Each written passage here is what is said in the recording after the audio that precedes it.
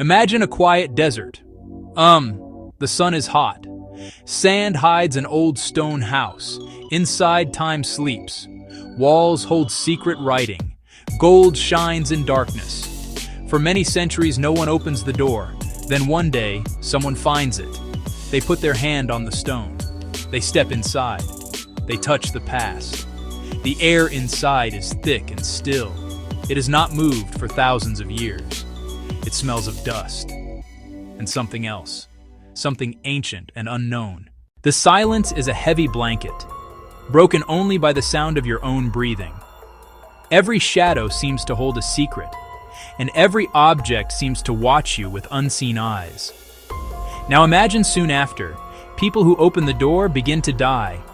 Some die in strange ways, others fall ill. Rumors spread fast, voices whisper. The tomb is cursed. People worry. Many want to know if a curse is real. Is it magic, or is it only chance? The stories begin as quiet murmurs in the dusty marketplaces and the grand halls of European museums.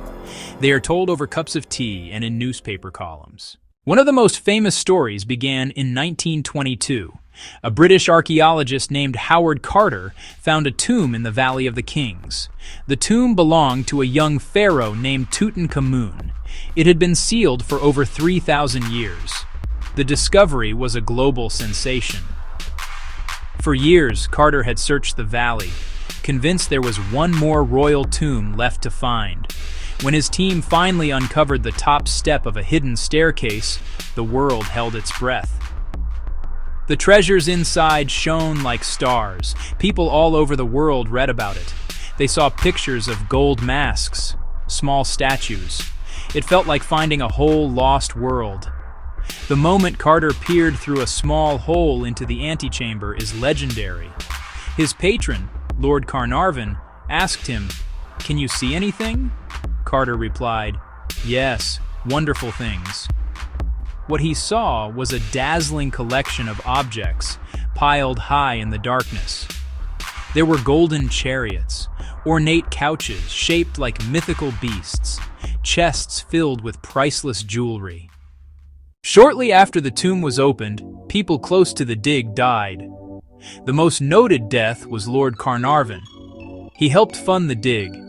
He died in 1923, just months after the tomb was opened. He had a mosquito bite on his face that he accidentally cut while shaving, and it became infected. The infection led to blood poisoning and pneumonia. The story said his dogs howled the night he died. Some reports even claimed the lights in Cairo flickered at the exact moment of his death. The papers wrote about a fearsome curse. The names of many who visited the tomb were tied to death in the news. It was dramatic. It sold many newspapers. Every detail was magnified and twisted to fit the narrative of a supernatural revenge. Sir Arthur Conan Doyle publicly stated he believed the death was caused by elementals created by ancient priests to guard the tomb. It combined the exotic allure of ancient Egypt with the thrilling fear of the supernatural. The public was captivated. The death of Lord Carnarvon was no longer just a sad event. It was the first strike of the Pharaoh's vengeance, a warning to all who dared to disturb the eternal slumber of the kings. Still, the idea of the curse did not die. It grew. People told new stories. They linked other finds and other tombs to bad luck. In the 19th century and early 20th century, many tombs were opened by explorers from Europe. These expeditions were often less scientific and more like treasure hunts. Sometimes the tombs had strange air. Sometimes objects were damaged. Sometimes people felt ill after being there. Again, news reports made the stories seem scary. The Tutankhamun tale gave a powerful name to a feeling that had been around for a while. Any misfortune that happened after visiting an Egyptian site could now be labeled as part of the curse of the Pharaohs. One other case often told is the story of an archaeologist who opened a tomb and later became ill. Modern science gives some different, more logical ideas. Dust, bacteria, fungi. When a tomb is sealed for thousands of years, molds and bacteria can grow inside. These microbes can be harmless when sealed away from oxygen and light. But when people enter, they disturb this delicate, ancient environment. Tiny spores can rise into the air. When inhaled, they can cause allergic reactions, serious lung problems, especially in people with weakened immune systems. This is a very real and scientifically understood danger. Some tombs can hold dangerous molds that can sicken people. Aspergillus niger, Aspergillus flavus. These fungi can produce mycotoxins, health effects, respiratory distress, organ damage. So a sealed tomb can be a potential biohazard. For a big discovery, many people are connected to the story. Archaeologists, workers, financiers, government officials, families. If one or two of these people die later from unrelated causes, it can sound like a pattern. But often the number of deaths matches what you'd expect for a similar group of people. The human mind is wired to see patterns and make connections. Fear and the mind can also change what people feel. This is known as the nocebo effect, the opposite of the placebo effect.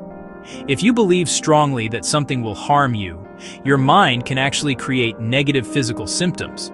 If you enter a tomb believing in a curse, you may become hyper-aware of your body and your surroundings. Every cough, every headache, every stumble could be interpreted as a sign that the curse is taking effect. This anxiety can lead to real stress-related health problems. A house that creaks in the night can be a ghost, or it can be wood moving with the wind. Belief acts like a lens. It shapes what we see. If you are told that a place is haunted or cursed, your brain begins to look for evidence to confirm that belief. This is called confirmation bias. A flickering light, a sudden draft of cold air, a strange noise can all be seen as proof of the supernatural. In a dark, echoing tomb, our senses are already on high alert. Even today, there are modern reports that sound strange. Tourists sometimes say they felt a sudden, inexplicable cold spot inside an old tomb, even on a scorching hot day. Some local workers and guards at archaeological sites will tell stories of small but unsettling accidents. A perfectly good light bulb might suddenly shatter in a sealed chamber. A piece of equipment might fail at a critical moment. Of course, such things happen in many workplaces all over the world. Old sites are often inherently unsafe. Electrical systems can be unreliable, and ancient steps can be steep and worn. People on ghost hunting shows or amateur paranormal investigators say they have captured electronic voice phenomena, EVP. They might see orbs, which are circles of light that appear in photos and videos, and claim they are spiritual energy. The cold spots can be caused by natural air currents moving through unseen cracks in the rock. The orbs in photographs are almost always caused by dust particles, moisture, or insects too close to the lens. The voices in audio recordings are often just random noise that our brains try to shape into words, a phenomenon called audio pareidolia. But we should not throw out the idea of mystery completely. There is another way to think about this. The past is real. The tombs are ancient. The people who built them had deep, powerful feelings about life and death. They created intricate grave goods. They created powerful spells. They created written warnings to protect the dead on their journey to the afterlife. When we open these sacred places, we are directly touching those beliefs. For the people who made the tombs, the act of entering was a profound violation.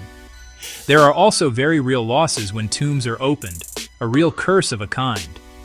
When artifacts are removed from their original location, they lose their context. Sites can be damaged by exposure to air and humidity. Sites can be damaged by the sheer number of visitors. Worst of all, looters and tomb robbers have stolen countless treasures over the centuries. It robs the Egyptian people of their heritage. It robs the world of the full story of the past. Modern archaeology tries to be careful and respectful, to preserve and understand our shared human history in a responsible way. So what should we think? So what should we think? So what should we think?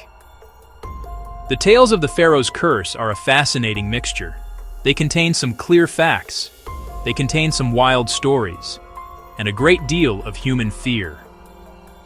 Science gives us many simple and logical answers: microbes, physical accidents, the laws of coincidence, human psychology, our love of patterns, and the powerful influence of media hype have made the story much larger than the evidence supports. But the ancient words on the tomb walls still tell us something important. They show us that people once believed very deeply in forces beyond this life. That belief is so powerful that it continues to shape how we feel today when we enter a dark, sealed place. When you walk into a tomb, do you touch only stone and gold? Stone, gold, or do you touch something more? Perhaps there is no silver thread of magic that causes misfortune. Perhaps there is only the stale air, the fine dust, and the long, profound silence of the dead. Yet even the most skeptical person may still feel a chill run down their spine. We may still sense that we have entered a sacred place, a place where the living were not meant to go. The power of the place is undeniable.